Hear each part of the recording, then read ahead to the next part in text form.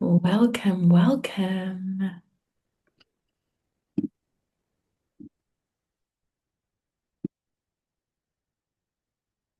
So happy that you're all here. We still have some more people popping on in, so we'll just give them some more minutes. But I would love to hear in the chat where you're zooming in from, maybe your name as well, and maybe also a feeling word, how you feel in this very moment. So your name, where you're zooming in from, and a feeling word.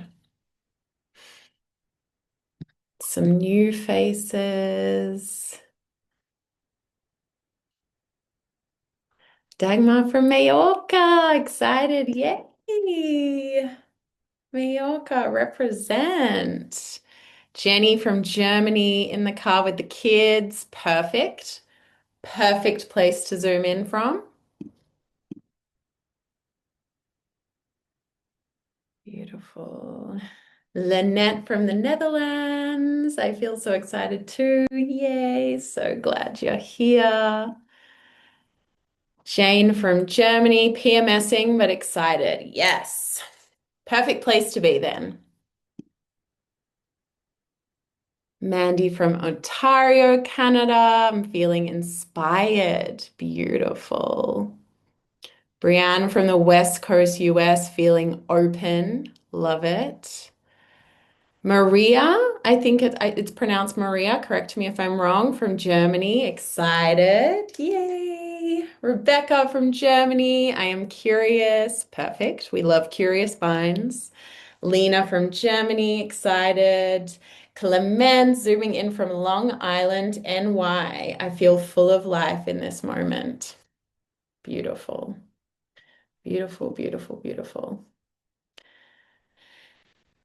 Lena from Germany, grounded and at the same time curious and excited. Frida from Hamburg, Germany, I'm curious as well. Lisa from Germany, grateful to be here. Grateful that you're all here. So, so incredibly grateful. I'm really excited to dive in today a little more about the somatic mentorship and just in general about the intention of creating this kind of space and really just sharing some more about somatic work with you guys. We'll practice a little bit towards the end and just have like a nice community space for us. I think that life is really challenging enough for most and can feel really, really heavy sometimes. And like there's so many things that we have to do and we have to learn and we have to be and we don't have to do it alone. We don't have to learn alone, to practice alone. We are meant to do it in community. So it's just beautiful to be here with all of you and to have a beautiful conversation. So, on that note, still a few popping in, which is beautiful. So, for those who have just arrived, feel free to pop it in the chat, your name, where you're zooming in from, and how you feel in this moment, maybe a feeling word. And I'm going to start with a little grounding in for all of us. I always do this, no matter if it's a masterclass or one of my practices or any class. We always ground into the space. We've all come from probably a busy day or just a day of whatever's been happening, even if it hasn't been busy. So I think it's beautiful to be able to arrive physically, emotionally, spiritually, mentally to this space. So I invite you to find a seat that feels comfortable for you. You can sit however you like, maybe cross-legged, maybe you're in a chair, maybe you're on the floor, maybe you even feel like laying down, if that feels nourishing for you. Yeah, just move any of your things out of the way. Maybe airplane mode your phone if you can. Maybe even turn it off. Take a little look around your space, wherever you're sitting, wherever you are. Grabbing any last things that you may need to help you be more comfortable. And as If and when you feel ready, can close down the eyes. I invite you as you close down the eyes, before you change your breath, before you change anything, to just notice. Notice as you bring all your awareness into your body. Notice the sensation of your sit bones, your glutes sitting in your seat. Notice the sensation of maybe your clothes touching your skin.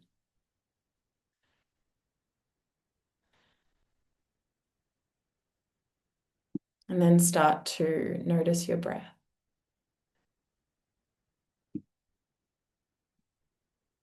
Without changing it, just noticing. Notice where you're breathing into, where you're breathing from. Notice the depth.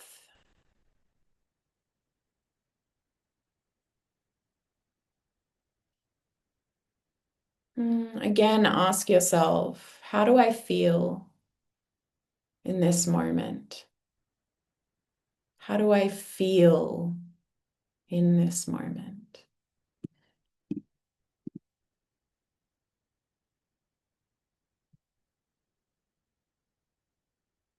Maybe starting to deepen the breath a little bit. Inhaling a little more air in through the nose, down into your lower belly. Gentle exhale out the mouth as you're ready. Inhale, fill up.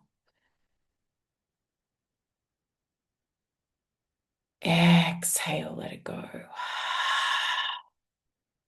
Out the mouth if you can. Inhale, fill up. Exhale, let it go. Inhale, gently bringing your shoulders up towards your ears.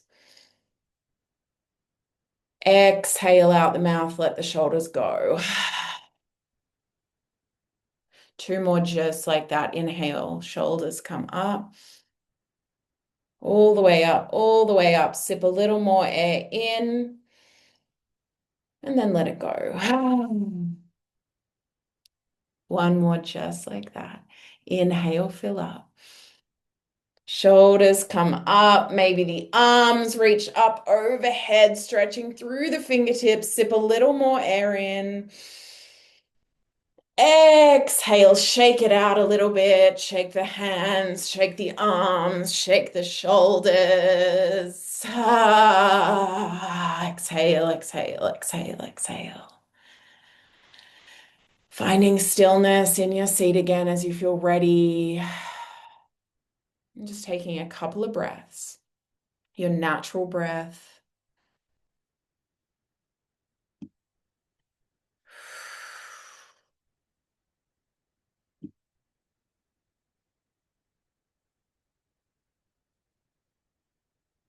And as you feel ready, you can open up the eyes, come back into the space. And if you feel called, you're very welcome to share how you feel now in the chat.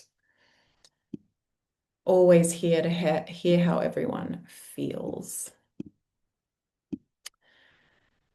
Okay, my loves, again, so incredibly grateful that we get to be here together. It's been a while since I've done a class like this on Zoom, and it feels very, very exciting. I have so much information that I want to share. For those of you that know me, you know I'm a total nerd when it comes to somatics and just everything that I'm really passionate about. So I tend to just go and go and go and go and go. But today I'm sticking to hopefully some sort of structure. Let's see if I can do it. But first, for those of you that are new here, there are some new faces. Let me introduce myself. My name is Susanna. I am originally from Australia, living here in Mallorca, Spain. And I am a somatic coach, long time yoga teacher. I teach somatic embodiment, something that I call somatic movement therapy. And over the years, I have really just combined yoga with somatic movement and somatic therapy with coaching and yeah, kind of just putting everything all together. And these days, mostly I focus on coaching and my one-on-one clients, but I also do retreats and trainings as well. And I am very, very excited to start this new training, the somatic mentorship. I've worked on it for a while, and it feels so aligned with my intention, which I will explain to all of you, and really just something that I've wanted to create for a really long time. And I took the time to really figure out what is it that I want to create and what is it that I feel people are calling for in this space. So, um, a little bit of how I kind of got here. As I said, I've been a yoga teacher for a very, very long time. I think that I first studied yoga, what year are we? 2025, 10 years ago, when I was living in Costa Rica, and I absolutely fell in love because it was really the first time I can remember in my life at that time where I came back to my body, where I found my body. I grew up always thinking that my body was the enemy and it was something that I was always trying to escape from. So when I found yoga, it brought me this feeling that I really didn't remember ever feeling. And it wasn't just the physical practice of yoga, it was the community. It was finding a space where we were talking about living in a way where we embrace non-violence, non-judgment, community, and these beautiful spiritual practices that for me, who grew up as an atheist, so there was absolutely no religion in my household, no mention of God, no mention of a higher power, no mention of anything, spiritual or philosophical at all. I had always had these really deep spiritual beliefs. And when I found yoga, I felt, wow, this is really what I have believed and lived by my whole entire life. And now I've found a community for it. And I very quickly went on to learn, and started teaching. And then, as soon as trauma-informed yoga came about, I was there at the training. I was learning about trauma. I've always been someone who's so deeply curious about the human condition, human beings in general, why we are the way that we are, why communities are the way they are, why we live the way that we do. I've always asked a lot of questions, and probably a lot of you in this space feel the same way. Usually we resonate. I've always asked a lot of questions about life and about us and how can we be better. And I've also always been someone who deeply cares, deeply, deeply, deeply cares, which, some people refer to as being an empath, or, a healer, or whatever the word is, just a deeply sensitive person. And I think that over the years of doing this work, and this is something I really want to teach in this training as well, and I will be, is it took me a long time to figure out how to be that person and how to give all this love that I have to give, how to let it flow out of me while also still staying full myself. And I think that's a tricky balance to find, but it is possible. And yeah, so I studied trauma-informed yoga. That opened up a whole new world for me. Learning about, if you learn about trauma, you're learning about the nervous system. And if you've heard me talk about it before, I talk about the nervous system a lot. I don't understand why we didn't learn about the nervous system when we were young in school. I think it's so incredibly important. It's the reasons that we are the way that we are, the ways that we function. It's our basic anatomy. It's the way that we relate to one another. It's the way that we relate to our lives. And it's absolutely fascinating. And so that really got me curious with, wow, why don't more people know about this? Why don't more people teach about this? This is like really bringing us back to our most essential nature, like really remembering who we are. And I did. I started to teach anatomy on teacher trainings and trauma-informed yoga, and got more fascinated and more fascinated. And really just lived this yogi lifestyle in the jungles of Costa Rica. I was that yoga teacher cycling around barefoot, teaching all the yoga classes and just absolutely loving it. And I found mantra. I loved chanting mantra. I loved the philosophy that yoga gave me and the community that it gave me. And it was a point in my life in 2020 where I lost someone really, really close to me in a really traumatic way. And it was a very, very hard experience, to say the least. And it was kind of like at that point in my life, yoga and the lifestyle of yoga, or how I perceived it, was like this warm blanket over me. It was like nothing can touch me because I've got this warm blanket of yoga. And this experience happened in my life, and the warm yoga blanket got ripped off me. And I was like, well, now I have nothing. Now what's going to save me now? The mantra didn't work, that the difficult things still happened, life still happened, and yoga didn't save me from it. And it was a profound time in my life because I really hit rock bottom emotionally, physically, mentally. And and I said, fuck yoga. Fuck yoga, fuck all of it. I believed this thing, and that the world was a good place and that these things weren't going to happen, which of course, we know that just because you do yoga, life continues to happen. And at this time, even though I thought that I knew that, what I was realizing was that through my years of counting on my yoga practice for sort of everything, I was doing a lot of bypassing. And so this experience, this traumatic experience that I went through led me to somatic work.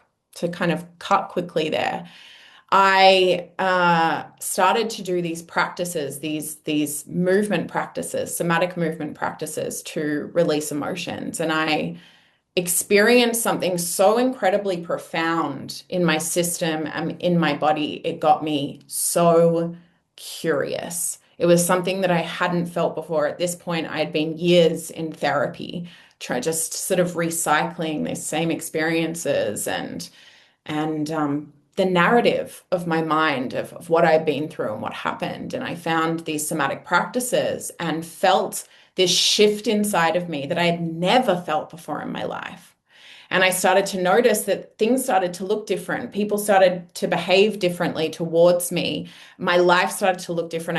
I started to feel there was a different realm of possibility in my life. And I was like, wow, there's really something to this somatic work. So, me being the person that I am, my human design literally says I am an investigator. I investigated and I continued to study somatic work and just realize and practice myself and realize the profound difference that it made in my life. And me being who I am and being someone who cares so much, I wanted to share it. I wanted to share it through my yoga teaching and to show there was a different way to do things. And I think that's really when I started to teach yoga in a more embodied and free way. It was like mixing the trauma-informed yoga, which is really this like invitational style of yoga, with this somatic release. And that's kind of where it all started. And I continued to study some somatic work after that. So it sort of started with somatic movement. Then I went into somatic therapy and somatic coaching and all the different ways you can study it. Because is somatics is an umbrella term. When we talk about somatics, we're talking about soma. We're talking about the body. We're letting the body have a seat at the table. We're not talking about just cognitively and mentally working through things or thinking through things. We're bringing the body online. And so there's so many different ways to do somatic work, which is also why I love to teach about it, because I think there's a lot of misinformation out there. I think there's not a lot of context. It's become very much a trend, which yay, I'm glad it has. And also, as I always say, where's the context? Like, do we really know what this work is, what it means for us to embody it in our lives? So that's what we're going to talk a little bit about today. And by the way, please feel free throughout to write your questions in the chat box. I'm probably not going to answer them straight away unless I catch one, but I will. There will be plenty of time for questions. So as I go along, if you want to write something, please feel free.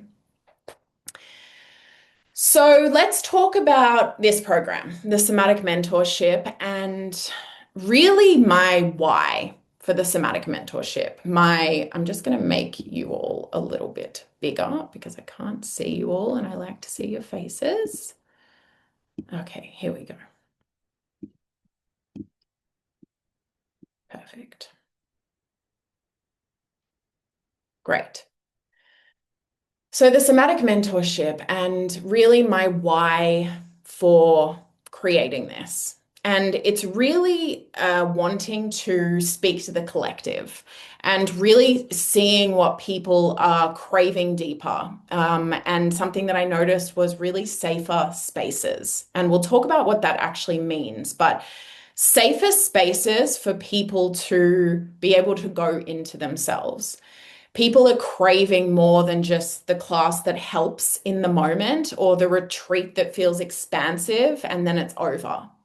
And especially for those of us in the wellness world. And, for all of you that are here, my best guess is that you're interested somehow in somatic work. Maybe you're a yoga teacher, maybe you're in the work of being a space holder, or you want to be. And so, especially for those of us in what I call the wellness world or the spiritual world or both or whatever you want to call it, it feels like there's so much. We all know what I'm talking about. There's just so much, so many new trends, so many new hacks, so many new ways of being, so many new ways of living, constantly being thrown at us all the time. And it's overwhelming. And underlying that, what I've come to realize over the years, underlying that, it is very much do more, be more, fix yourself, perfect yourself. There's always something else to do to be better, right? To be more, to finally be good enough, to teach the thing or do the thing or feel good in your life. And I think that collectively, we really need to check in. Why are you here? Why do you want to do this work? Why do you want to learn about somatics? Or why do you want to have a daily practice? Why do you want to learn these new things, change your habits? Why? Is it to make your life better? Is it to grow in yourself? Is it to have a title or to fix yourself or to be whole, to change? I'm sure that all of us have been there at some stage. I know that I have constantly on this constant never-ending cycle of fixing, going to the class, feeling better, and then no integration and coming back to feeling how I was feeling. Going to the retreat, feeling better, and then coming home and, I'm right back where I started. Doing the training, and then afterwards, well, what do I do with this now? I don't feel good enough. I need to study something else. I need to know more. I need to do more. And so we have to ask ourselves, like, why am I doing this in the first place? And I think that we forget that we're actually chasing this invisible carrot that never really goes away, chasing something else and chasing something else. And we forget that we're actually here to live our lives. And along the way, we are forgetting what it feels like to actually feel alive in our lives. To actually feel alive in our lives, to be connected to the life that we want, and to trust ourselves, our beliefs, our feelings, our desires, to even know what they are. It's the same way, probably many of you are yogis yourself or yoga teachers or you practice yoga. Why did you start liking yoga in the first place? Was it because you really wanted to put the perfect wheel pose on Instagram, or you just liked the way it looked, or is it because you liked the way it made you feel? And so when I say that we need this kind of collective check-in as to why we're we're doing all this in the first place and we're getting on the wellness trends and we're looking at all the things on Instagram and feeling overwhelmed and feeling like I've got to do that thing and I've got to do that thing and I've got to do that thing. It's actually just this constant quest to perfect and to fix and outside of ourselves, outside of ourselves, outside of ourselves. And the beauty of somatic work and the reason that my logo for this mentorship is a spiral is because it is like a spiral. The beauty of somatic work and what I've learned over these years of studying and practicing myself is it is the ultimate way to start to remove all the things outside of ourselves that are telling us we need to be or do different and actually just come back to who we were in the first place and our most essential nature and find contentment there. Because perfection is complete bullshit. Fixing yourself until you're the perfect healed person is complete bullshit. All of this is about a practice, is about a lifestyle, is about us feeling alive in our life and living our life. Again, it comes back to like really checking in with ourselves. Why am I doing all this in the first place? Why am I doing therapy? Why am I learning about somatics? Why am I doing yoga? Because it's how you want to feel, right? And it begs the question, how do you want to feel in your life? Not what do you want, although those are also indications of how you want to feel, but how do you actually want to feel? How do you want others to feel in your presence? And so somatic work is really this reclamation of how do I want to feel in my life and what is getting in the way of that?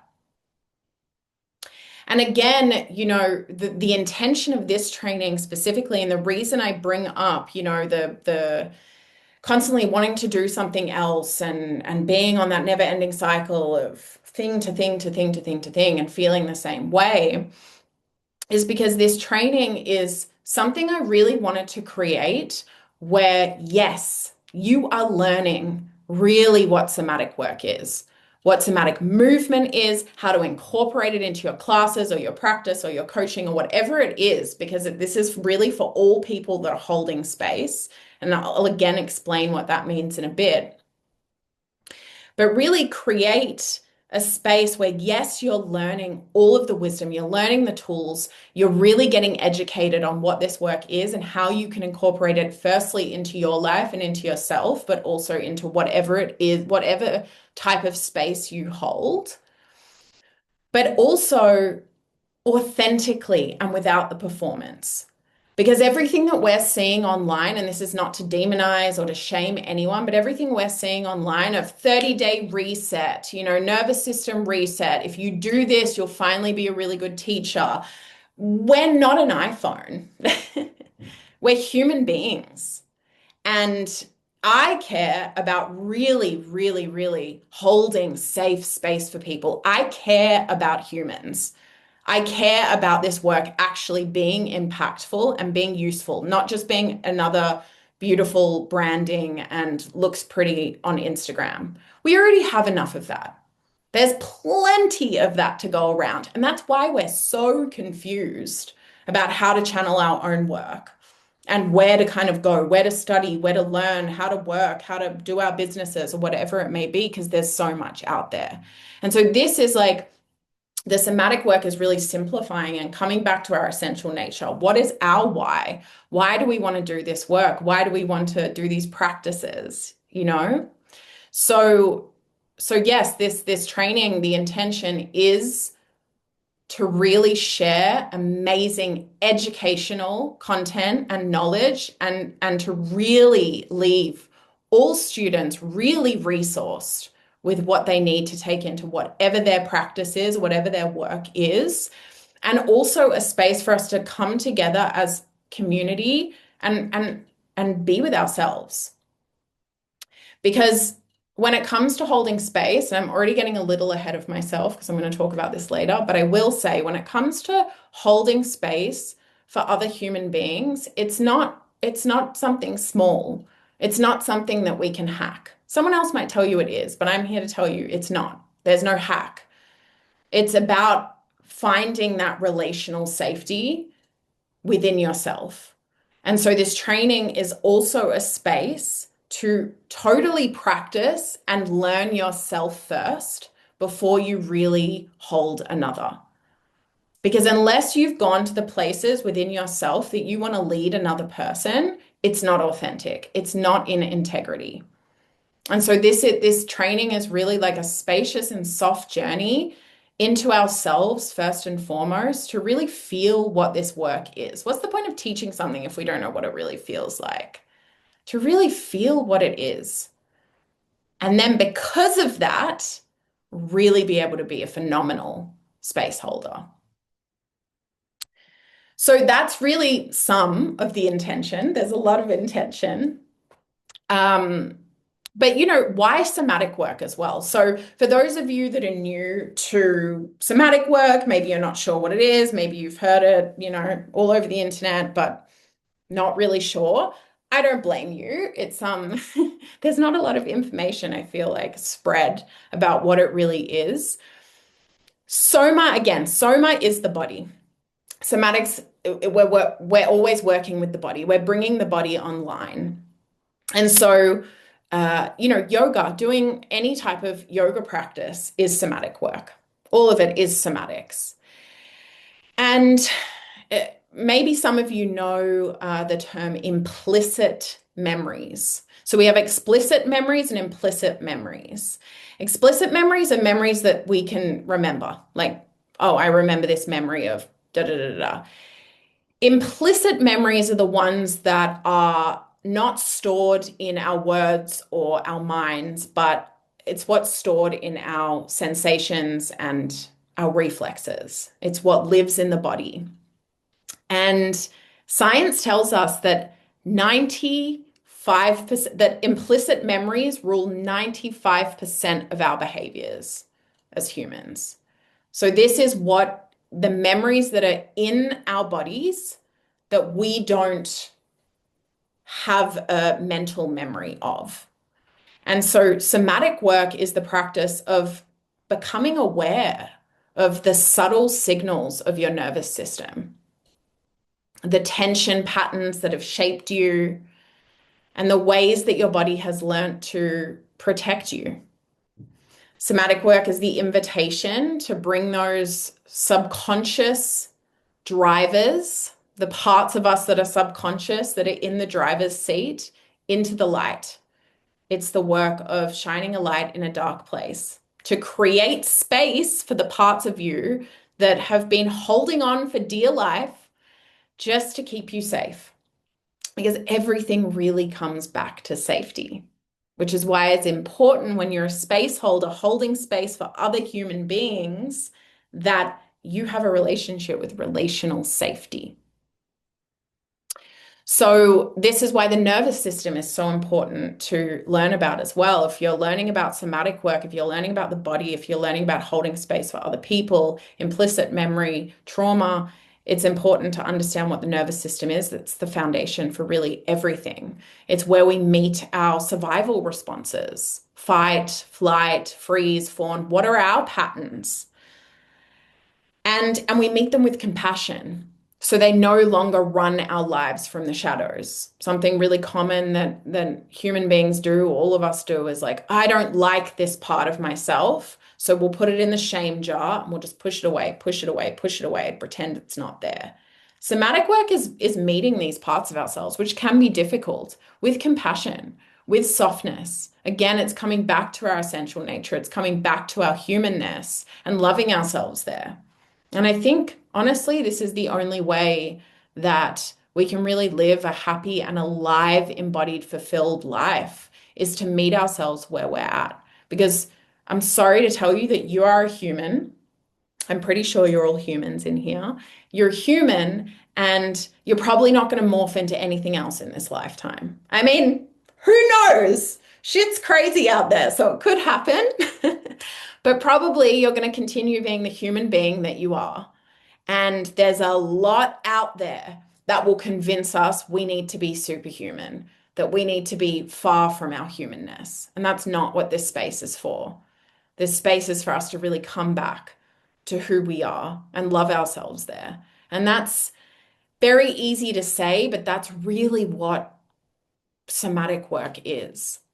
You know, when somatic work is practiced as a lifestyle, not as just on the mat or in the class or on the training, it's it becomes a way of relating to everything. The way that you breathe before you speak, the way that you pause before reacting, the way that you choose to stay present when you want to numb, right? The way that we notice when we disassociate. We don't stop ourselves, we don't change it, but we notice what's happening in our nervous systems based on our life experience, what we've experienced, what the implicit memories that our bodies are holding.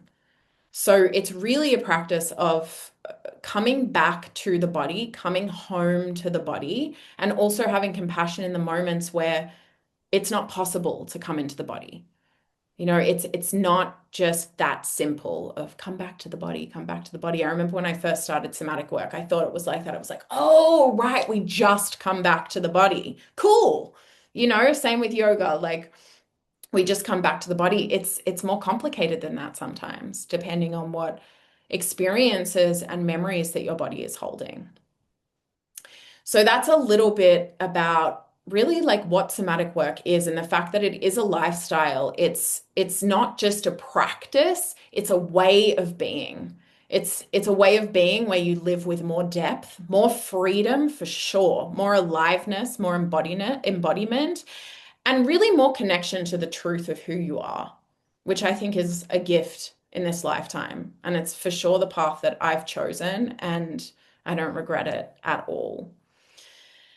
So this mentorship is really for those who are interested in this work, this lifestyle, these tools, not only to learn how to hold that phenomenal space for another, but to really embody it in yourself, really embody it in yourself. You know, and show up as a space holder with that fierce confidence, trusting your voice, your style, your position. And you can't get to that place without going into yourself first. So that's a little on really the intention and a little of what somatic work really is. And just a reminder again that there's so many, something as well with my intention with this training that's really important to mention is this is for all space holders. What I mean by that is people that want to hold space for other humans. So you could be a yoga teacher, you could be a coach, you could be a therapist, you could be a body worker, a healer of some kind, a photographer. You hold space for embodiment, whatever it may be. This is for all space holders, for also for us to support one another in our bodies of work, because you're here because there's something that you want to embody in yourself and there's something that you want to offer, is my best guess. All of us have a very individual and specific magic that nobody else can replicate. The problem is that people are trying to replicate. People are trying to do the same things. Oh, that worked for them, so I guess I have to do it this way. Or, you know, this is what's acceptable. This is what fits in the box of yogi or spiritual human or whatever the story is. And we all have a very special and unique magic to share. And I really want to bring you all back to what that is within yourself and how you can share it with the world. Using these tools, using this knowledge, feeling really confident and resourced within yourself, resourced physically from the practices and the work that you're going to be doing with yourself, but also resourced in what you have to offer to other people. Yeah, so I really wanted to create a training that invites everyone wanting to do this work from a place of deep knowing and integrity and really wanting to hold spaces for transformation for others and being a safe space for others, because I just think that support, again, as I said when we first came into the space, we're not meant to do this alone. We're not meant to just support ourselves or do life alone or do anything alone. We're meant to be supported by one another, and we're meant to hold one another. and we're running out of capacity because we're inundating ourselves with too much stuff.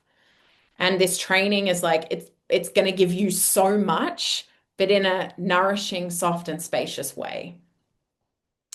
And I think that that's really, really important. And those of you that have been in my trainings before know that that is something that I really, really, really value is spacious learning. I'll speak a little bit more on that when I speak on the schedule, but spacious learning, learning all the things while really feeling like there's spaciousness, really feeling embodied in your body. It creates a world of difference. Honestly, a world of difference in what you actually take in. We all have trauma from school. I'm sorry, but I don't know anyone who doesn't have trauma from the way that we were forced to learn and the environment. And this training is also to create a difference in how we learn, that we can really be embodied in our learning and supported and held, and it can be soft and it can be spacious and it cannot be forced. It makes the world of difference to really show up for something you're like interested in and feel really embodied in that. So that's important. Little tangent. I want to speak to relational safety because I speak on this a lot. I speak on it a lot in the website, and I think it's a really important thing to understand, and it's also a big part of the intention for this training. I say that space holding is a relational art. And somatic work, which I've already mentioned a little bit, somatic work is what made me realize how this is the work of intimacy. Intimacy with ourselves leads to deeper intimacy with others. And relational safety is, oh, wow. Relational safety, in my opinion, it's the wordless knowing that there is a space where nothing in me has to hide.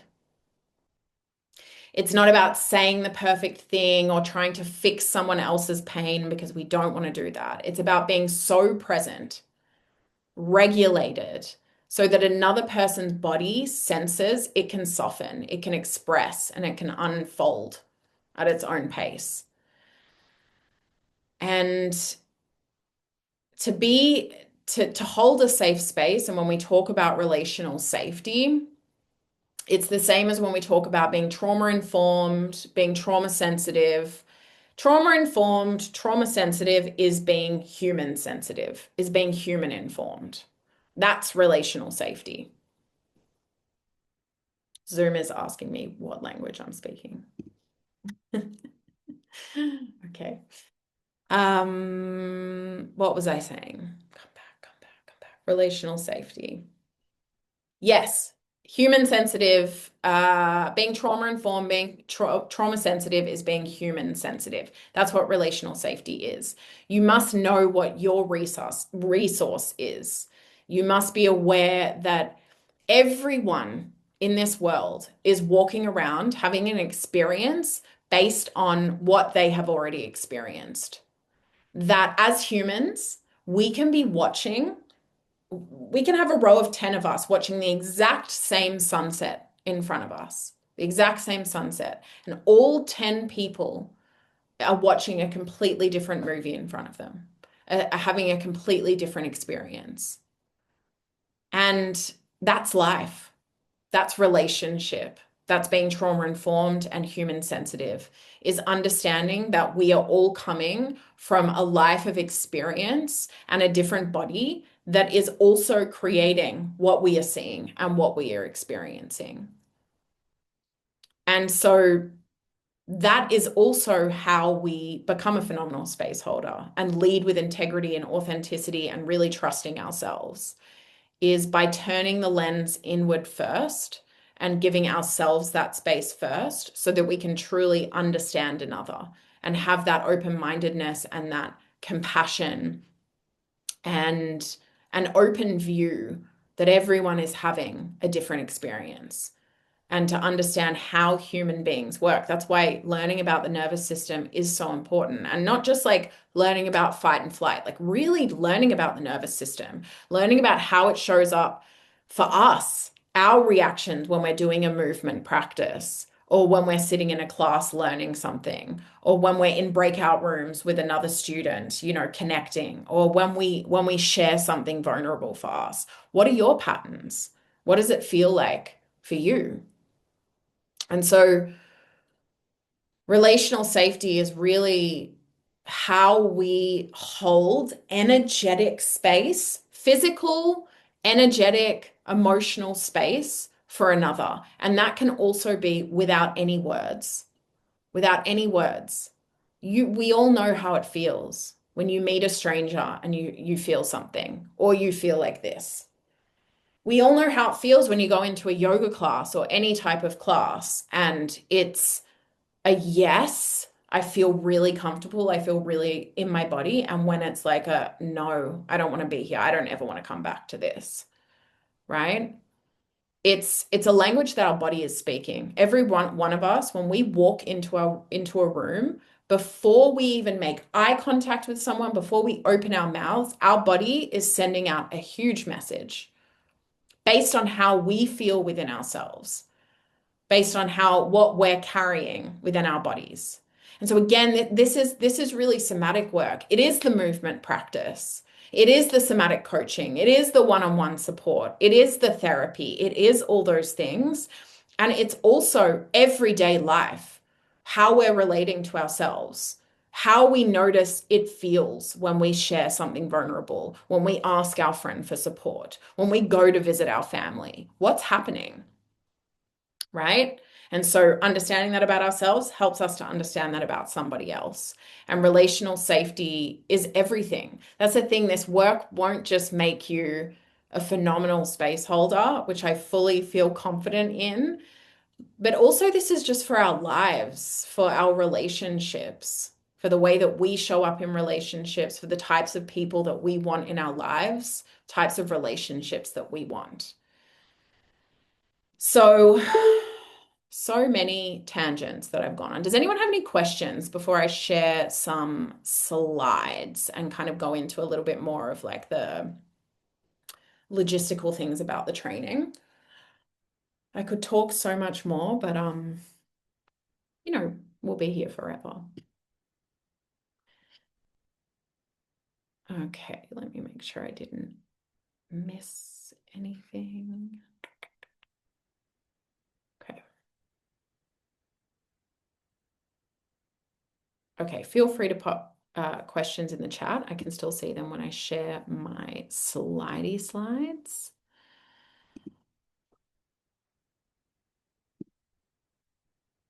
Okay.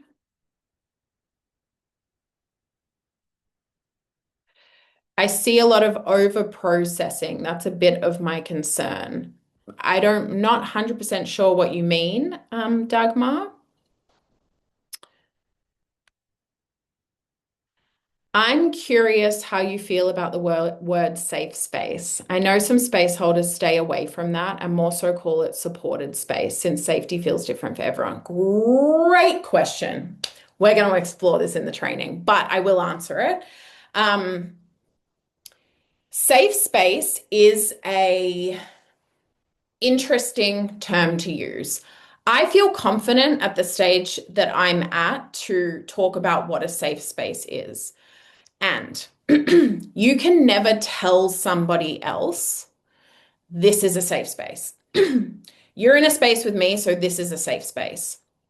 We can never, ever, ever know what is a safe space for somebody else. No matter how much we create it with care and what we do, we can never 100% know that someone else feels safe. And we can learn the tools of language, trauma-informed languaging, trauma-informed space holding, how we show up with our body language, with our proximity, with everything, depending on what the space is, because it can also be online as well. It doesn't have to be in person. We can learn all of that in order to create a space where someone feels that spaciousness within themselves to be able to find their own safety. Right? So, for example, when you're leading a movement practice, Language is so incredibly important. This is something that I go into really, really deeply. The clothes that we wear are important. How we stand, where we stand, proximity to people is important. And also letting people, giving people a lowdown of what's about to happen, and also encouraging people to have a resource, a really important, like just to quickly give you something here and now, really important things that I touch on when I'm holding space. This gives someone, knowing that someone could be walking into the room with trauma held in their body, and could be coming from anywhere in life, or Zoom room or room in person, anywhere in life from any type of experience. You can create space that can feel spacious for them. They have a resource, they know where the exit is. You're using language that makes them feel free and open to be whatever they want to be, right? So many of you know me, you know that I never, ever, ever teach a single thing where I say, do this now. This will feel good. This should feel really, really, really good. Or close your eyes, right? It's always an invitation. It's always emphasis on, you don't have to do this. You don't have to be here. This is just a big invitation with a lot of spaciousness for you to do what you want to do. But it's a really, really great question, because the training is so much about how we hold a safe space. And it's the same way you can never guarantee that you're not going to trigger someone, especially doing this type of work. You will. You will. We all trigger people, because it's not about us. It's not about what we're doing. And so it is really about how to create safe space. And also a part of that is knowing that you can never, ever force someone to feel safe. It's impossible. You could create the most amazing space, and depending on the experience someone else is coming from, you don't know. But you can do your best for sure to create those spaces for people that already feel really fragile. Because people that already feel really fragile, it can be really hard for them to come to the yoga class or to come to the somatic movement class. It's already so much pressure just in the thought of doing that, because it's like, oh, I have to be something, or I have to do something. And so we can create spaces where it's like, no, you don't have to be or do anything. In fact, I invite all of what you are and all of what you feel and all of what you're in right now. I invite it here with me, and I can hold it for you. So that would be my answer. Um, Dagmar, I mean people who process all the time everything, so that we get a bit obsessed with constantly processing what we're feeling, but often not a real shift takes place because of the over processing. Does that make more sense? Yes, absolutely. I also really, really love this question. This is what I like about somatic work. And this is what brought me to somatic work from talk therapy, right? I didn't go super deep into that, but for me, coming into somatic work is about being with the body, right? So it's about how we're feeling. How do we want to feel? What are we feeling? What's getting in the way? What's the gap, right? And in somatic work, it's never ever about overly processing a story. Story is also important.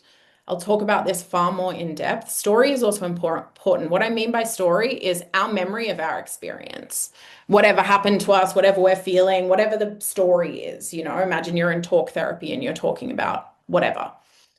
So somatic work is about coming into the feeling, and that's why it's so effective and it's so beautiful, because we're coming into the feeling that we have in the moment, right? In the moment, in the practice, in the experience. We're coming into that feeling and we're being with it.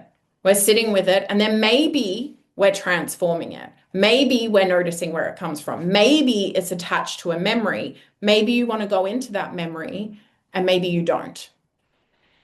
Somatic work is also about, I don't believe in, and also from what I've studied, this is not what's helpful. I don't believe in forcing people to talk about their experiences or their memories, unless, of course, they want to. I invite story if it wants to be shared. But encouraging people to go over and over and over, exactly as Dagmar is saying, over and over and over an experience or over processing something that's happened verbally, mentally, with story, not helpful. However, when we're going into the body, there's no such thing as over processing because you're working with what is present. If it's present, it's present. You don't have to do anything about it ever. And again, this is the beauty of somatic work. It's not about do more, see more, process more, be in it more. It might sound like that when we talk about coming into the body and feeling what's there, but it's not about over processing. It's about being with something so that we can create space around it for it to move and for it to change. And these can be as simple as, parts of us that we try to push away. This has been one of my favorite somatic tools since I've been working with my somatic coach is being with parts of us that we don't necessarily want or like, maybe things about us that we've always pushed away throughout our lives, right? It could be a personality trait, could be something we like, it could be anything. And learning to hold space for those parts. And what I mean by hold space for those parts is give them a seat at the table. Bring them to this, let it be there. They're there anyway. They're living in your subconscious. And this is the whole point. It's not about over processing what's happened to us or over processing feelings or making sure we sit in pain. It's about giving space to the parts that are already in the subconscious, in the driver's seat, giving them space so that we can transcend them, so that we can see where they're coming from, shine a light in a dark place, and have shift. And again, it comes back to the question I asked in the first place, which is why are we doing this work? Because what Dagmar said is such a phenomenal and important question. And it begs what I said in the beginning. Why are we doing this in the first place?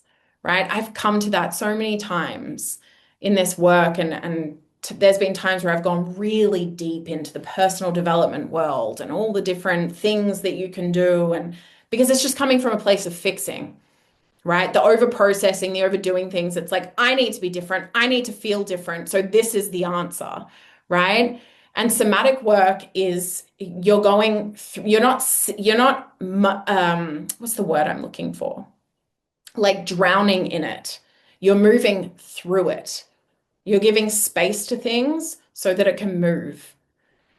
And yeah, I think that would be my answer. I mean, I could go on and on and on, but I think that's a really, really great question. And I'm really, really glad you answered it because it's true. It's true that it's not helpful to overprocess. And that's another intention of this training as well is not creating more spaces for people to have just catharsis and going into their deepest, darkest pain and then leaving them with that. This work is so much more than that as well. I think sometimes some people think it's just shaking and screaming and talking about our traumas, and it's so much more than that. It really is about giving space to things that are present, not digging anything up, never digging up, just giving space to what's present so that we can move through it, so that it can transcend. When we give space to something, when we shine a light in a dark place, there's actually space for it to move, to shift, to grow, to transform. Any other questions, please feel free to. I hope that answered your question, Dagmar, and I very much love and respect the question. So, okay, my slides. I want to talk a little bit about the logistics of the training. And really, how do I make this?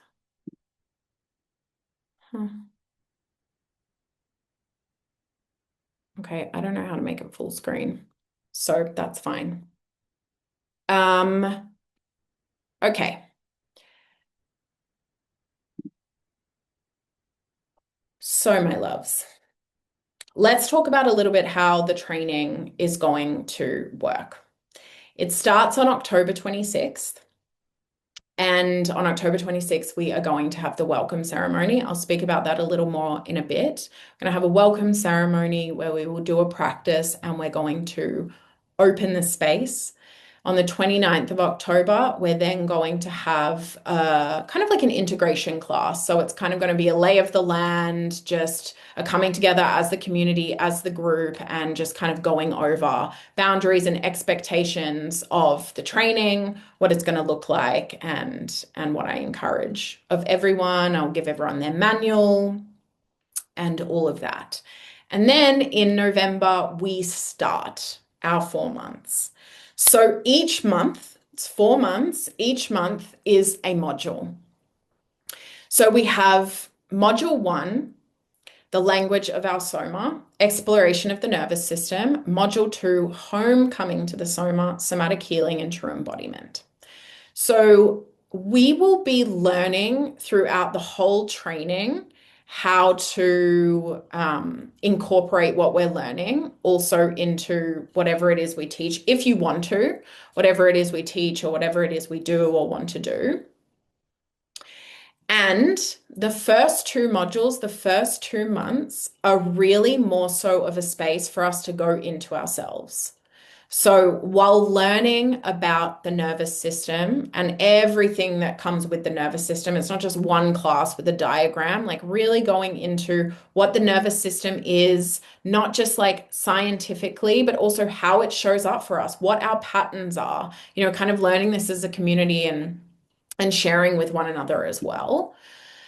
And we will be practicing as well in the first 2 modules. So the first 2 modules, my main intention is really for all of you in the training to be in your own experience of this work, to be in your own experience of what it feels like to do these practices, what it starts to feel like to have this awareness of yourself, what it feels like to start to know yourself and your body better. And so that's really like the first 2 modules. And we're going to be learning about the nervous system. We're going to be learning about somatic healing and true embodiment. And I really want everyone to just be in the experience with themselves in those two modules as well. Because as I said, and this is always how I teach, we have to go into ourselves first before we start to talk about how to give that to somebody else. And then module 3 is relational safety, trauma-informed facilitation, and space holding. So we will dive into all of that. And module 4 is integration and leadership. So the last month will really be about serving with integrity and authenticity that provides lasting impact, how to bring this into your work. My idea as well with this mentorship is those of you that are joining are all doing something slightly different. And I want to be able to support as many of you as I can that are in the tier 1 and tier 2. So we're in the live classes and a part of the community. Maybe some of you are doing coaching with me. I want to support you in how to bring that into your unique work, whatever it is that you're doing. Or maybe it's just into your life. Whatever it may be, really, so that everyone has the support and feels like they're taking something with them individually for themselves. So to give you just a little bit more about the modules, the first one about the nervous system, we're really going to dive into the nervous system. Diving into the nervous system means we dive into trauma. So what trauma is, there's little t trauma, there's big T trauma. It's something, again, people speak about so much. What really is trauma? Trauma is not the experience that happened. It is the response of the body. It is the state that the body's in. It's not about what happened. That's not actually what the trauma is, the thing. The trauma is what happened in the body. What was the response in the body and what's still being held in the body that is not serving you. We'll talk about the polyvagal theory and vagal toning, so the vagus nerve. We'll talk about the window of tolerance and how we truly gain capacity within our lives. So again, we talk about capacity a lot. A lot of people speak about capacity. What is capacity? It comes back to our window of tolerance.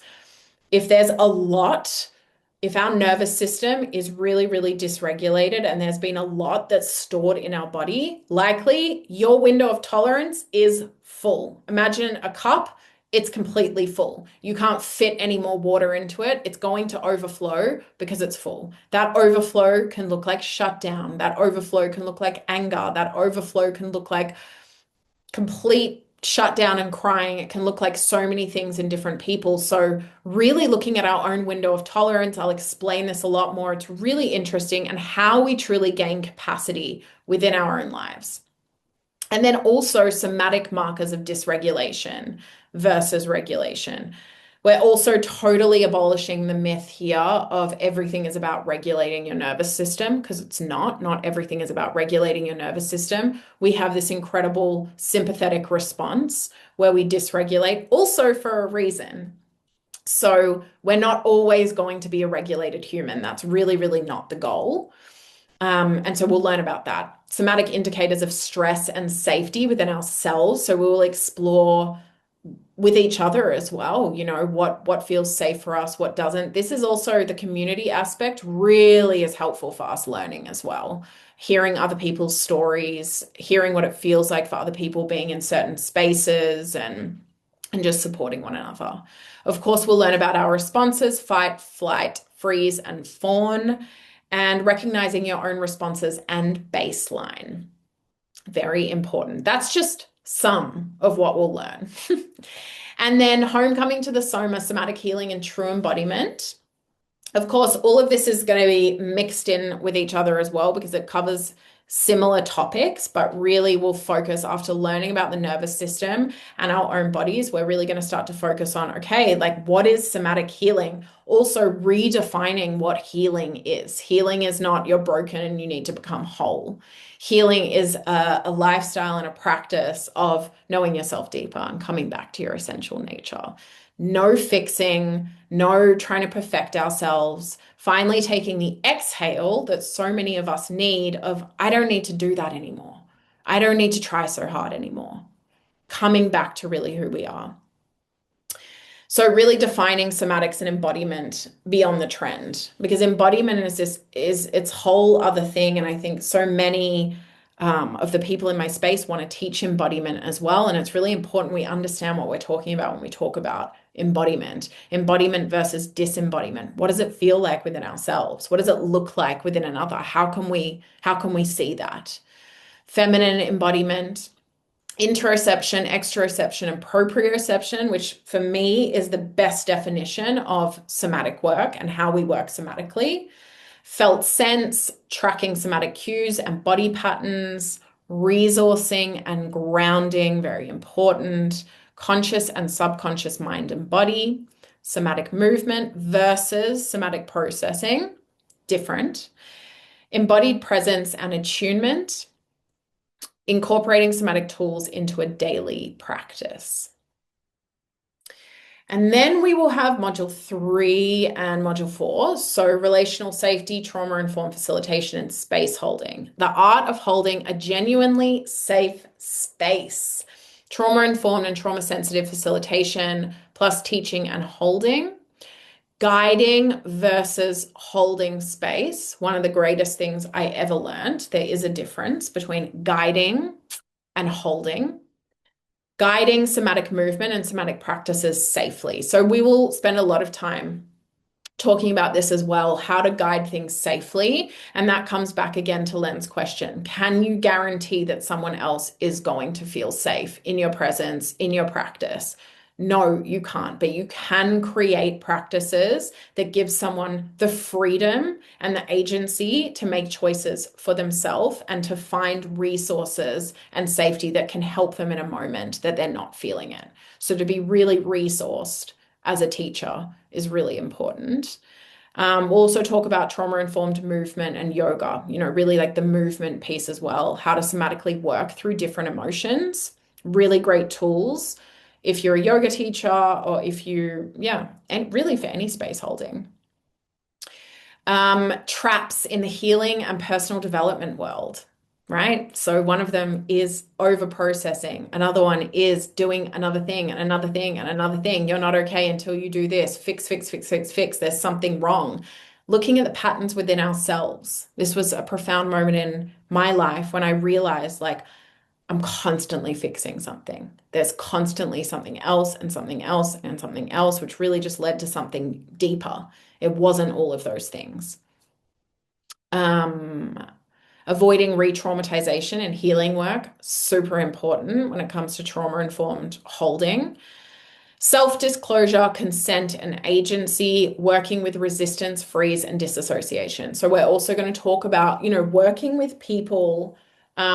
This is not a training to teach you to go out there and say, I work with people with trauma. No, I don't really think anyone should be saying that unless it's like literally a trauma therapist. However, we will be learning the trauma-informed tools of when you're in a situation, because if we're teaching movement or meditation or anything where people are going into themselves, going into their bodies, we need to have tools if someone starts to go through something or someone starts to disassociate or feel a certain way. We need to have resources, we need to have tools. So that's important. And how to recognize it in a student as well, just from looking at them in your class. Month 4, integration and leadership, serving with integrity and authenticity that provides lasting impact. Very, very important. How to hold with powerful leadership and somatic guidance.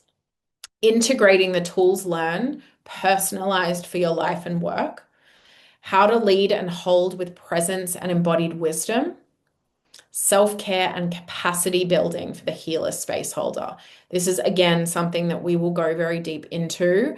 I think that it can be hard to be in this work, depending on what you do, be in this work where you want to be a helping professional or you want to hold space for others, and knowing when you have the capacity to do it and when you don't have the capacity to do it. Very, very, very important to understand that part of yourself so that you can really serve with integrity and authenticity, because serving from an empty cup, you're not doing anyone any favors. Embodied leadership versus performative leadership. Super important, passionate about this one. The importance of ritual and rites of passage, creating frameworks for living embodied and teaching from an embodied place, ethical and conscious business. So that's where we will kind of wrap up in month 4. We will still be doing practices. We'll still be learning together. We'll still have the community space, but we will move a little bit more into like, okay, integration. So, yes, integration on a somatic, emotional, cognitive, and spiritual level. What does integrity and authenticity truly mean in your life and your work? You can journal on that. If that's an interesting question to any of you, I recommend it. I recommend getting clear on what your values are and what does integrity and authenticity truly mean in your life and in your work. I think it's a really important question to ask ourselves. Community support, collaboration, and creating a life that feels right. So we have the community space. I want this training to really be a community space, and I'm going to encourage that. Some of the best somatic work that I have done is allowing myself to be in community, even when it's online, and allowing myself to reach out for support and to learn how to share and how to be seen. It's actually a space to practice it, which is like a somatic commitment to being seen. We're also going to have amazing guest teachers, which is a surprise, but I have rounded up some of the best, and I'm really, really excited for them to offer their wisdom in the training as well. We'll also dive into feminine embodiment, what that really means, and also the female anatomy. When we're talking about the body, when we're talking about somatics, when we're talking about knowing ourselves better, we're going to dive into our anatomy and also a lot of the ways as women that we carry shame and we play small. Of course, there will be a lot on pranayama, so breath work, a lot of tools there as well, but also just for us to practice whatever you want to do with it. And I'm also going to share some Eastern spiritual philosophy, tantric philosophy, holistic practices, guided prompts, and more. So that's some more of what's included. So I just want to touch on these things because if I didn't put them in the slide, I would forget to say them. So again, we will have the welcome ceremony on October 26th to open the space and set our intentions. This will be literally an opening of the space where we come together. There's going to be a practice and we meet each other as the group that we will be together for the 4 months. And that's going to be just a really sacred moment to open the container. And then on October 29th, I will have, like I said, an introductory class, just kind of going over what things will look like, going over showing you guys the manual and kind of like how we are going to navigate the 4 months and encouraging the spacious learning and just giving you guys some tools and some tips kind of before moving forward. And then the live sessions, so we'll have 2 deep dive live lectures each month, always announced in advance. So this is what it's going to look like.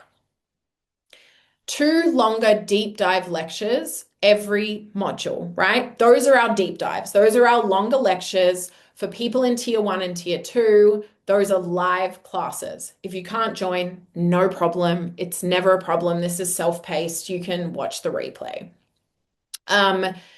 The class dates will always be announced in time. In the community space, you will literally see the classes for each month, when they are. It will always be a Sunday and or a Wednesday, and always at 5 p.m. Central European time, always. So the dates for each month will be uploaded in advance, and you will always know super in advance when the classes are. You don't have to come live. Of course, I encourage you to, but if you can't, no problem. You just watch the replay. And then as well as those deep dives, there will be a lot more pre-recorded classes based on what we're learning that are just going to be shorter and more digestible. So it's part of the way I think that is really helpful to learn is we kind of have these deep dives of the topic we're going into and then like more digestible content throughout. So we're staying in that learning, but it's like little bits at a time. And of course, practices as well. There will also sometimes be live practices. Again, you will know in advance when the live practices are, but I also like to create classes that are literally we just show up and we practice, as well as pre-recorded practices that will be shared throughout. We will be doing somatic movement therapy practices, we'll be doing meditations, we'll be doing yin yoga, always with a somatic Susanna spin on it. Yin yoga, embodied yoga. There will be all types of movement and stillness practices. You will have meditations. You will have a lot to support you throughout the training. Where was I? Yes, the supportive community space with weekly prompts, reflections, and a place to ask questions or share what's alive for you. I am in the community space every day. So if you are part of tier 1, tier 2, and you're a part of the community space, you can ask any questions you want at any time. I will also have space for Q&A in the live classes. I will also add extra Q&As some months. If I feel like there's more questions people want to ask, maybe we can do some hot seat coaching as well. But you will have the community where you can share anything you want. You can ask anything you want. The community space is one of my favorite parts of these trainings. Really, it's such a nice space to support one another and it can lead to collaboration as well, which I think is amazing. So there will be a certificate given to those who are in tier 1 and tier 2, and it will involve a practicum. Don't worry about it. It's no big deal. It will be super, super fun and super, super chill. I don't put pressure on anything. There's no such thing as like a stressful exam. Again, this is like spacious learning. I like to call homework home play. We keep it very supportive here. And to get your certificate, there will be a practicum. This will be based on what it is that the work that you do or the work that you want to do. So I'm going to speak to you all individually about that as well. Um, and then as for the certificate, for those of you who are registered yoga teachers, maybe you know something about Yoga Alliance. I'm going to stop sharing. Maybe you know something about Yoga Alliance. Some yoga teachers are on Yoga Alliance, some are not. I don't really care so much about Yoga Alliance. However, I have been on Yoga Alliance for a good 10 years, and it will be a Yoga Alliance accredited certificate, meaning if you are already a yoga teacher and you're registered on Yoga Alliance, you can add the certificate and the hours towards your Yoga Alliance continued education hours. So, yes, and it will be equivalent to 25 hours. The training is far more than that, the content and everything that you're getting.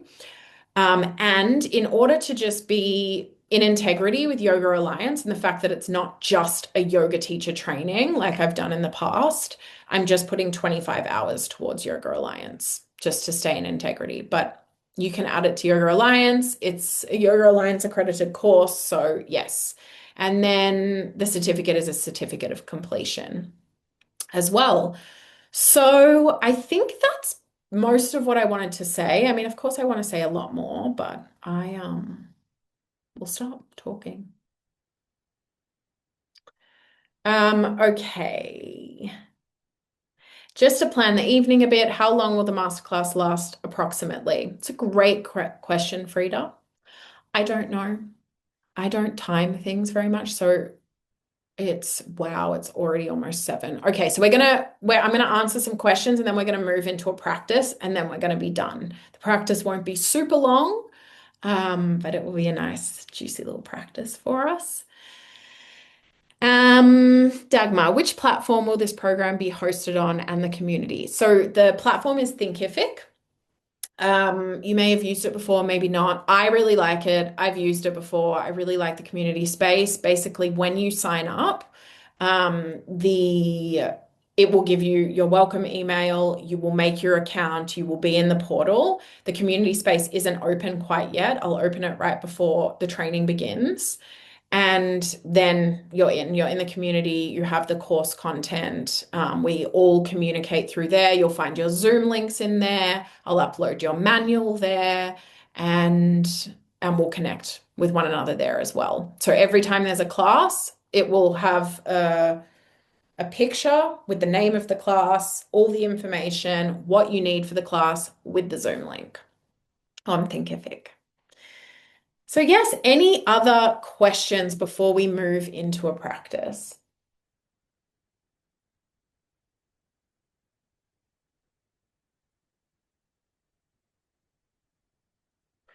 I also have a special gift for those of you who have joined the masterclass.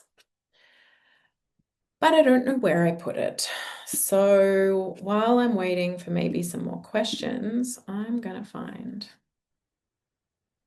what it is I'm looking for.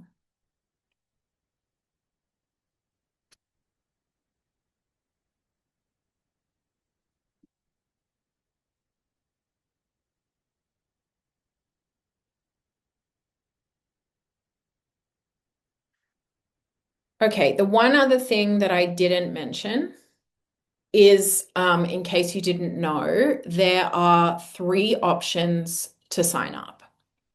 You can sign up for the training with access to the live classes and access to the community, basically everything that's included, plus one-on-one coaching with me. That will look like 1 session per month with me, full WhatsApp access, which is very, very rare, and one-on-one support. If you want to know more about that, you can email me. I'll put my email in the chat box. Or you can sign up for the full training with the live classes, the community, access to everything, and just the training. There's also a third option where you can sign up for the training where you just have access to recordings. So you don't have access to the community and you don't have access to the live classes, but you will get all the recordings.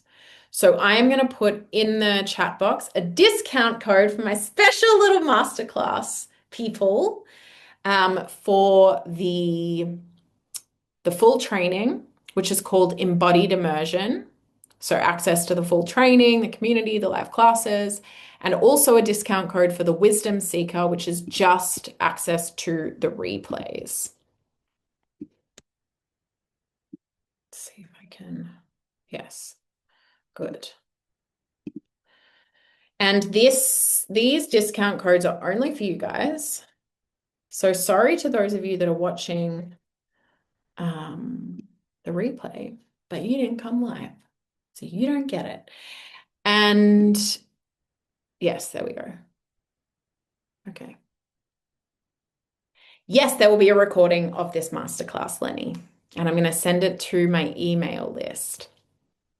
Jenny, if I choose tier 3 for all the pre-recorded, is the time frame the same? Will there be an opportunity to connect with other people who do the same? That's a great question. Listen, tier 3 has no support included, meaning that you're not in the community space, you don't have access to the students that are in the live training. However, I would be more than happy to check in with everyone in the Wisdom Seeker. There's already a small group in there. If you guys want to get together and create your own group, I would be more than happy to figure out something like that so you feel supported.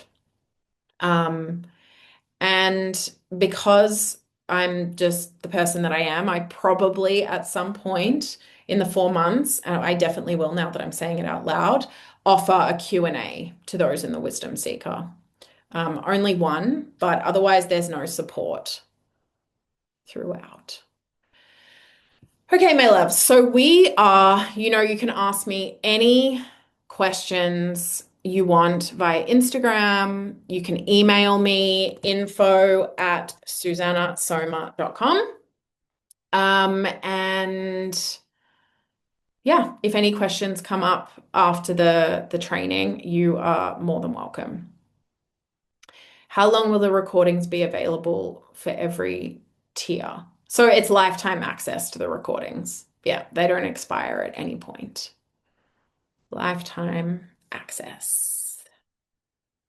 Okay, everyone. So this has gone for a really long time. I appreciate all of your patience. We're going to do a little practice, and I'm just going to guide you through this practice. So all you need is to be able to hear me. Let's take 5 minutes, little water in, water out break. Maybe find your mat, find a space. Even if you don't have a mat, it's totally fine. Just a space where you can sit and stand. And as long as you can hear me, that's all you really need. So 5 minutes, and then I'll come back and we will do a little practice.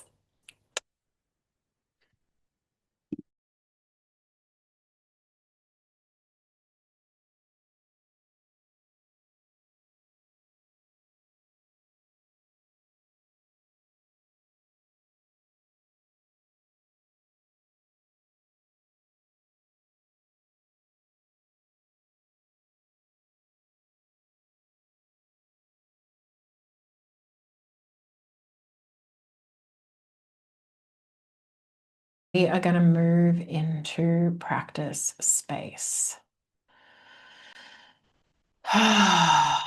So finding yourself in a comfortable seat, either on the floor, on the mat. Of course, you're always welcome to be in a seat if you prefer. And of course, if your body's calling you to just lay down, always welcomed. Any shape, any seat that feels nourishing for you. I'm going to share my music so you can maybe adjust the volume as you like. And so as you come into your space, Just taking a moment to, again, take a little look around. Notice if you want to create some more space, if you want to shift anything. Notice what's surrounding you. Notice where you are in space.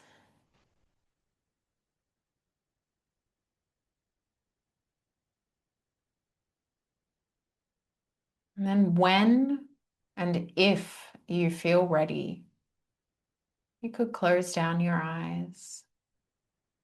Start to bring the gaze inward and start to notice.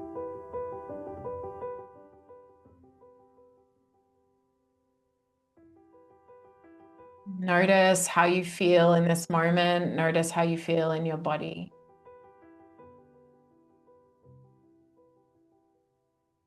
Maybe you notice a lot. Maybe you notice nothing at all.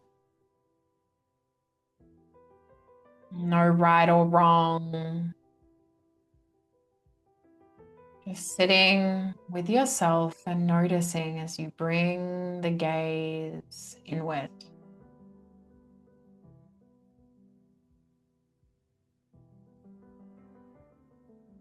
How do you feel without changing anything, without changing the breath, without doing anything? Notice how you feel in this moment.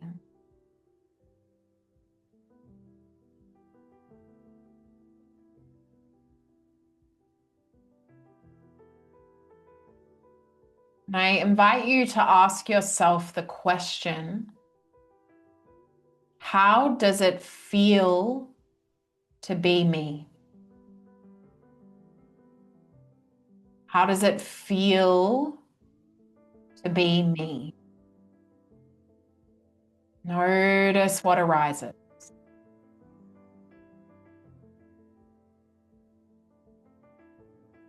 Notice where you feel it, what arises, how it feels.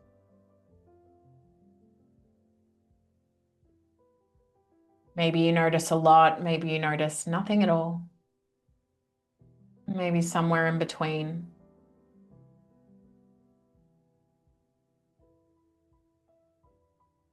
Wherever you're at, bringing your awareness to your glutes, to your sit bones, connecting with the earth underneath you, connecting with the mat.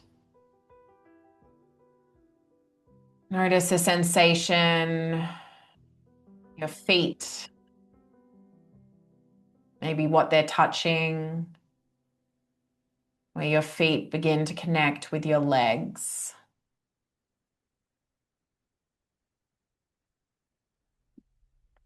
Where your legs connect with your knees, your thighs, your hips,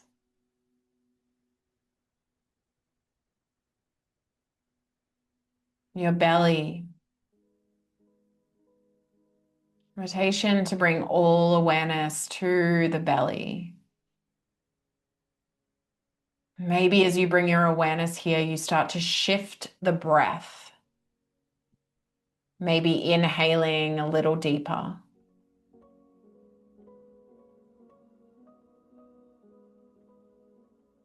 And exhaling a little slower and a little longer, maybe even out the mouth.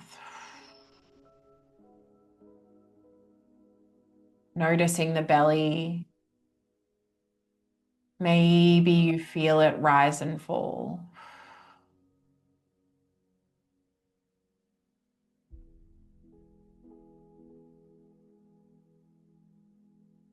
Notice what it feels like to just be present with the stillness, with the breath, as it is.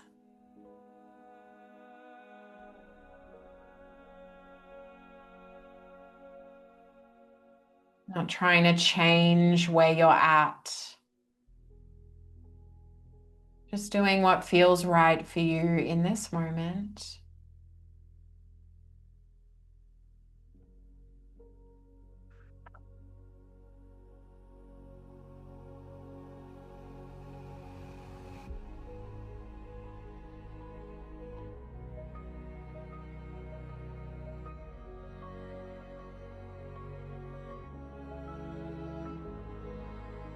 Maybe breathing a little bit deeper.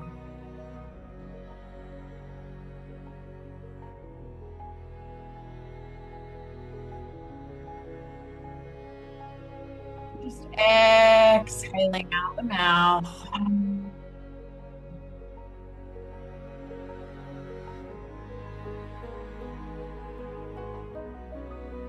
How does it feel to be me?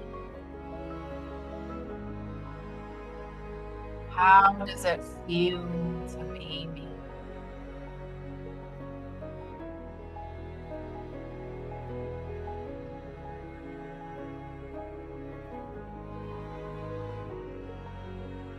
And how do I want to feel?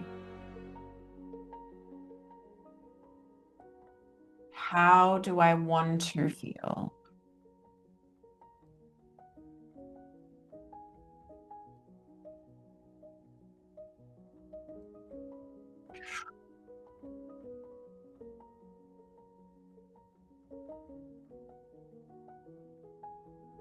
Notice the body. Notice where your awareness is brought to in your body.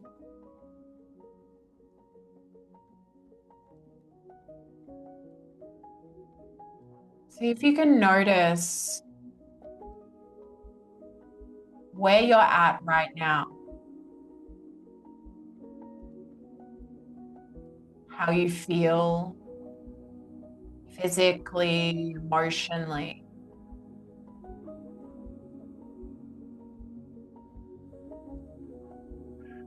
Maybe where some resistance wants to come in. Can you allow it?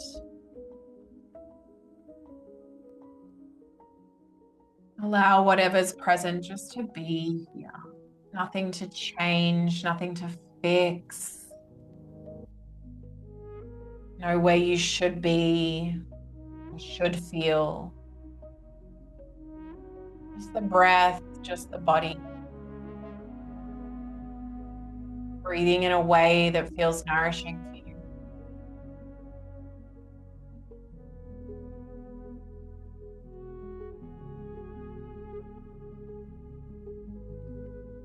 I invite you here to start to move the arms a little bit.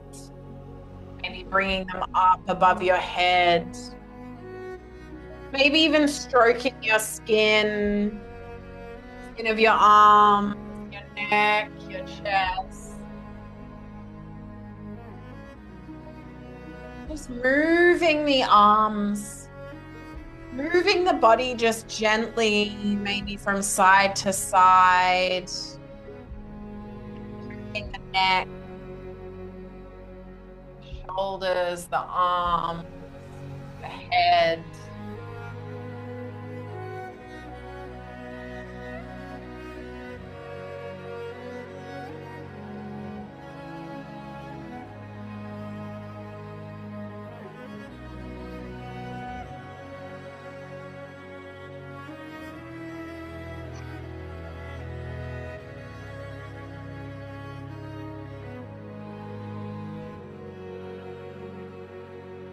Notice how your body intuitively wants to move. Softly, intuitively, no force, no performance. Maybe stillness feels better for you. Maybe you feel a charge, like you want to move faster or do more. Maybe you have no idea. All of it's welcome.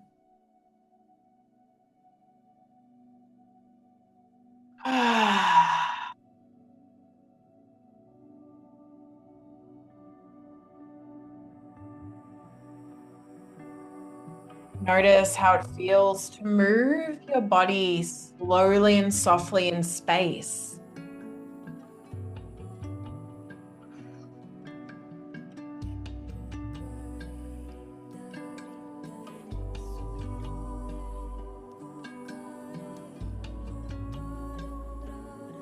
Inhale fully. Exhale fully.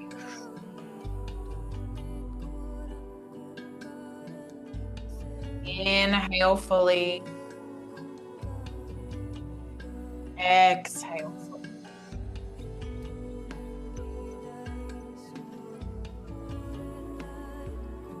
Take your next inhale, invitation here to draw both your arms forward, reaching through your fingertips, lifting them up above your head, pressing the heart space forward.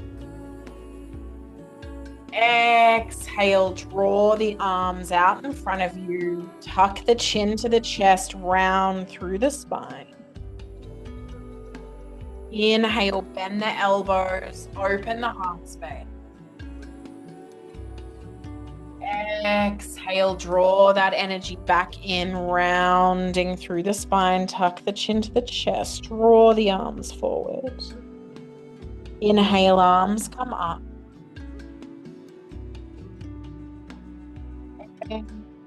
Exhale, fold. Find your own flow here. Sweet. Exhale, round. Maybe your body wants to move into something different.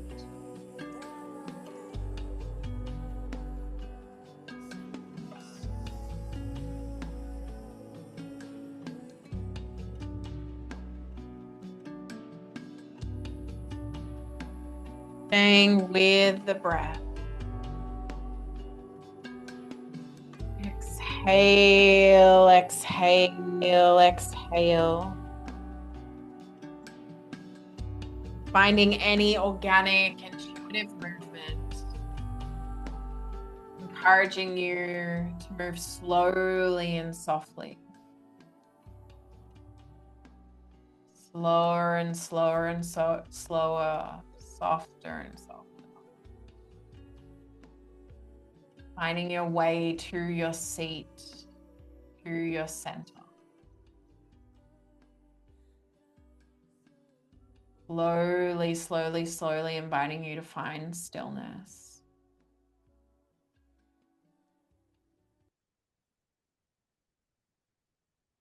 Finding stillness in your seat, in your body. Natural breath. Even if you wanted to keep moving, keep breathing, I invite you to find stillness here and notice. How does it feel to be me?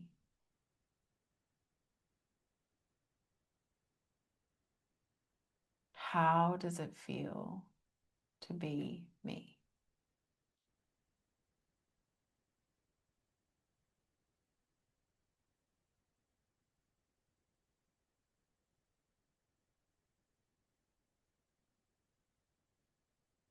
I invite you, wherever you're at, you can stay in your seat if you would like to.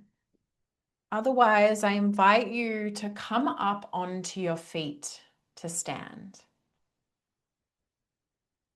You don't need to see me. As long as you can hear me, you can keep your eyes closed if that feels good for you. You can also open them at any stage. Invitation is for you to find a comfortable stance with your feet, however feels comfortable for you to stand, feeling all four corners of your feet on the earth. All four corners of your feet on the earth. You might rock back and forward a little bit on your feet as you stand, to your toes, to your heels. Maybe even swaying your arms from side to side.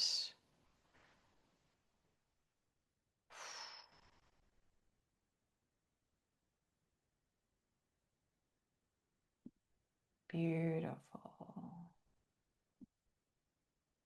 And I encourage you to start to let your knees get a little softer and start to bring a little bit of a bounce into your stance. A little bit of a bounce into your stance. We're going to start to bring the energy up just a little bit. Starting to bounce through the feet, through the legs.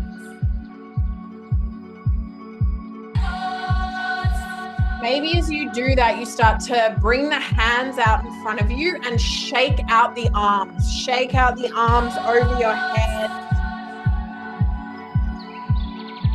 Start to move a little through the legs. Start to shake it out. Whatever that looks like for you, you can jump up and down on the spot, shake out the arms, shake out the legs. Shake it out, shake it out.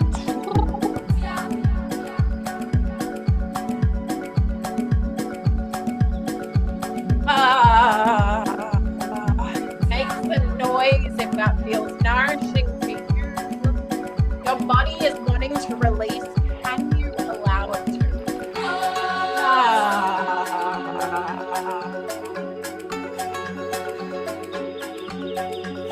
When the music drops, I invite you to jump up and down, shake it out, let it go, yourself.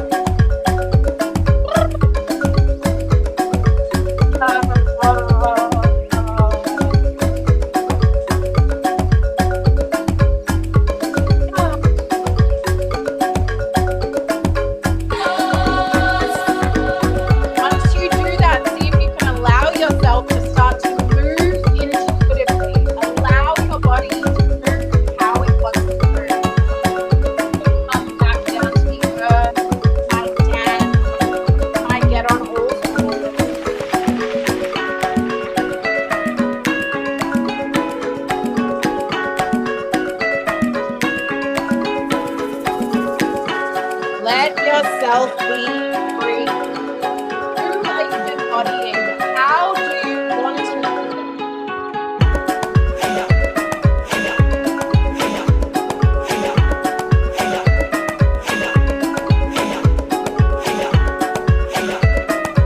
How do you want to feel? What are you holding?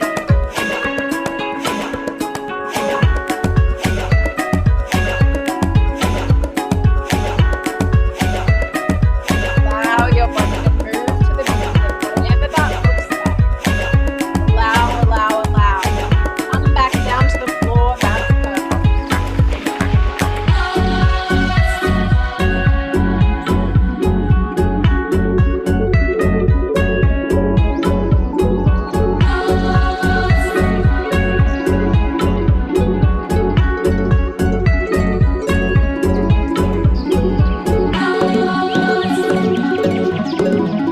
Let yourself let yourself down.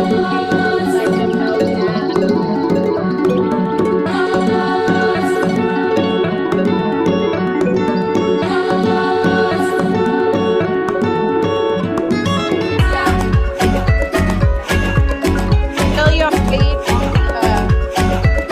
Feel your feet on the ground. What are you embodying? How do you want to feel?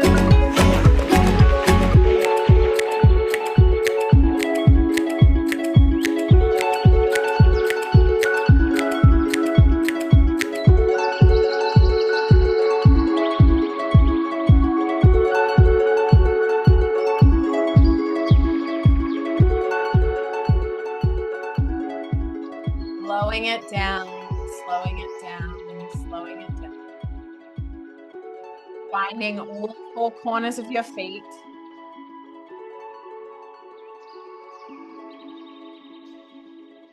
Slowly, slowly finding stillness. Finding stillness. Eyes closed if it feels okay. Remember, you can always open them. Breathe here. Notice, notice, notice. How do you feel? There's no right or wrong answer.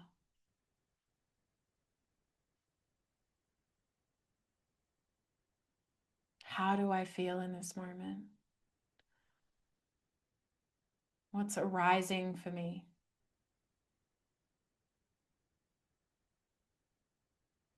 I don't know is a perfect answer, if that's one of them.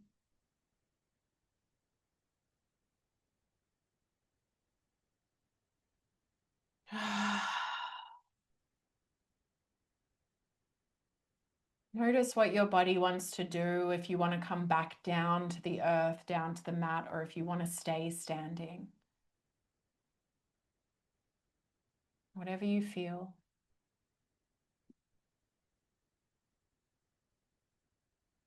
Finding a seat or a stance that feels comfortable. Maybe placing one hand on the belly, one hand on the heart.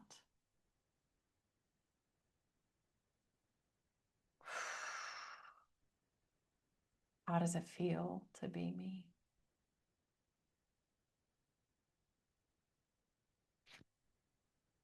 I'm going to invite in here a little bit more movement if it feels true for you. Slow, soft, sensual movement. And by that, I mean just moving as slowly as possible, maybe touching your skin as you do so. Maybe taking some circles through the torso, coming onto all fours.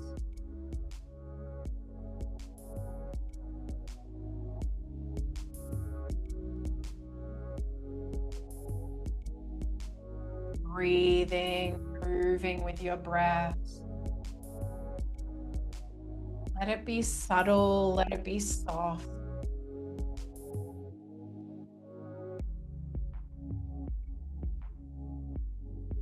And see as you move and as you breathe, if you can notice where your body is in space.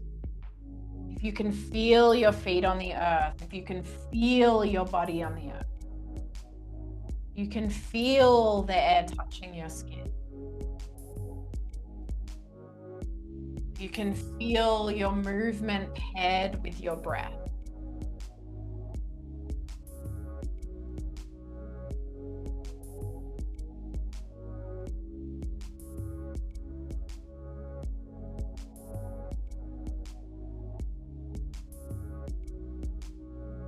Soft and slow, soft and slow.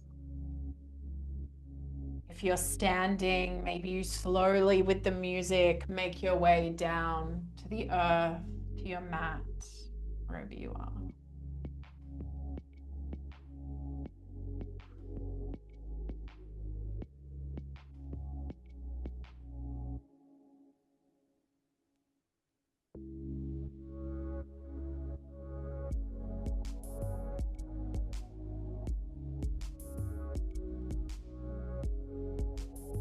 Slowly, slowly making your way all the way onto your back to lay down. If that feels good for you, if you'd prefer to stay in a seat, you're always welcome.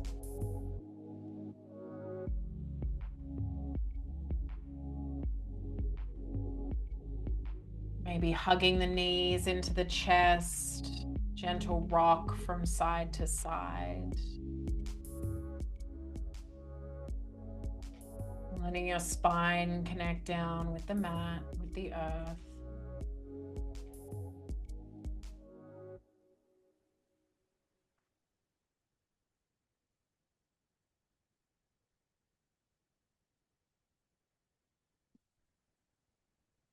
And then placing one hand or both hands somewhere on your body.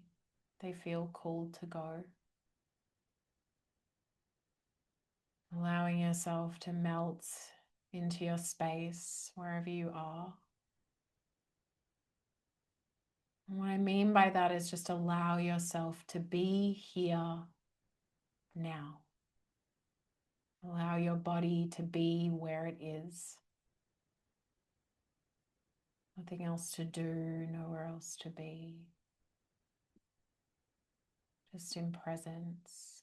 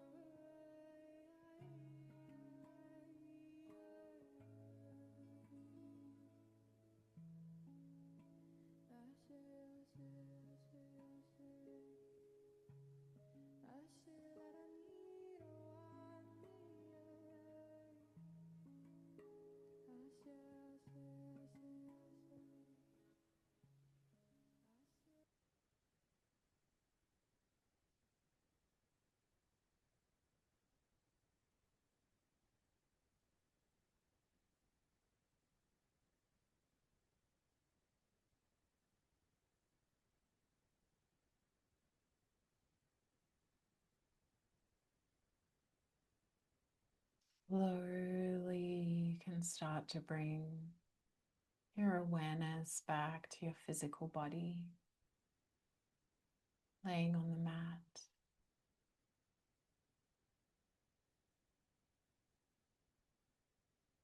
Could wiggle your fingers and your toes.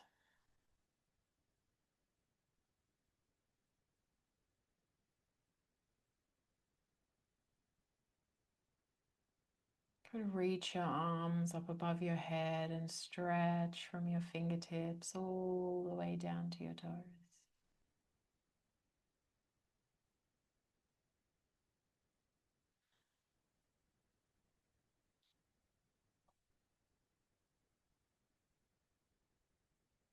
Maybe placing one hand on the heart, one hand on the belly. And starting to bring your awareness back to your breath.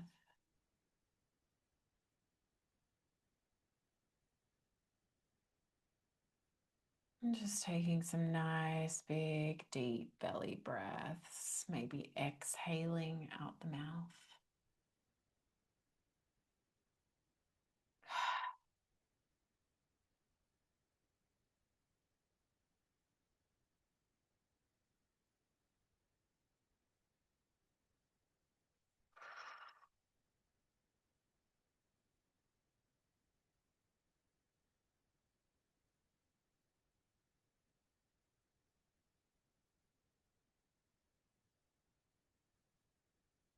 And then gently, gently, as you feel ready, take all the time you need. You can roll onto one side, to your favorite side. And just take a moment there.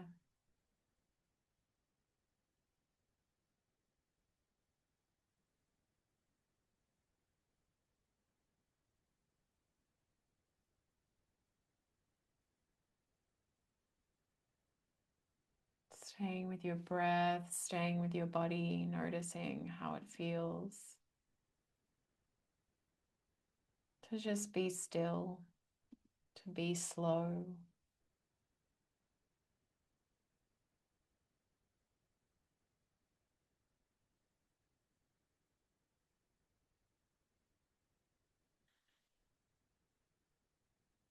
And then as you feel ready, slowly making your way up into a seat. You can always stay laying down if you prefer.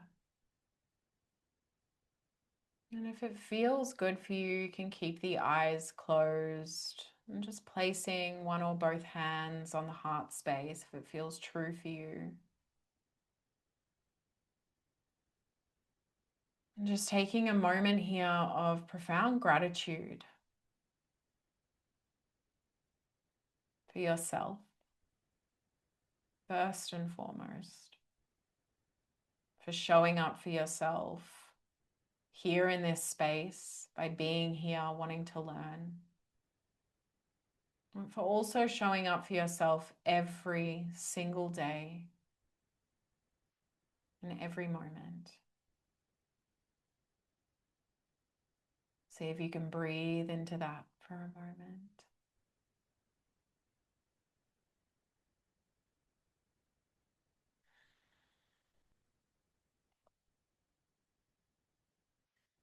Our deepest fear is not that we are inadequate. Our deepest fear is that we are powerful beyond measure. It is our light, not our darkness, that most frightens us. We ask ourselves, who am I to be brilliant, gorgeous, talented, and fabulous?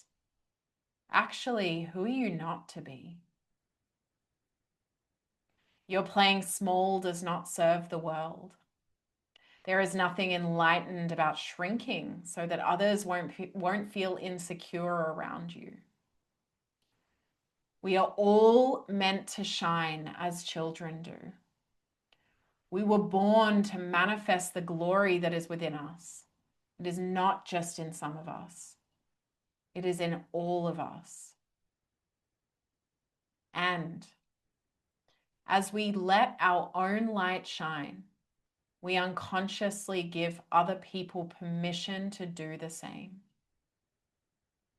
As we are liberated from our own fear, our presence automatically liberates others.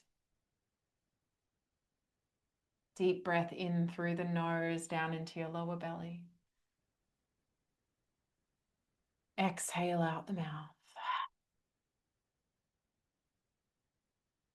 Inhale, fill up. Exhale, audible sigh.